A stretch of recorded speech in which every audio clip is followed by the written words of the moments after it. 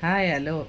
కొంతమంది పెళ్ళైన అమ్మాయిల గురించి, పెళ్ళైన దగ్గర నుంచి నాకు అది దొరకలేదు ఇది దొరకలేదు అనే ఏడుపులోనే ఉంటారా, కష్టపడి పని చేసుకొని ఉండదాన్ని పొదుపు చేసుకొని వివరంగా చేసుకొని బ్రతుకుతారా?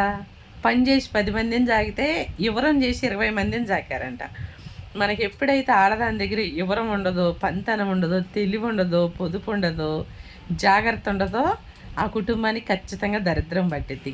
వాళ్ళ కొంపల్లోకి వెళ్ళి వీళ్ళ కొంపల్లోకి వెళ్ళి ఫోన్లు మాట్లాడి అవి చూసి ఇవి చూసి ఏడిసేదానికన్నా చక్కగా మన పని మనం చేసుకొని దేవుడికి రోజు ఒక్కసారి నా పరిస్థితి బాగు చేయని దేవుడికి మొక్కుంటే దేవుడు ఇచ్చేస్తాడు.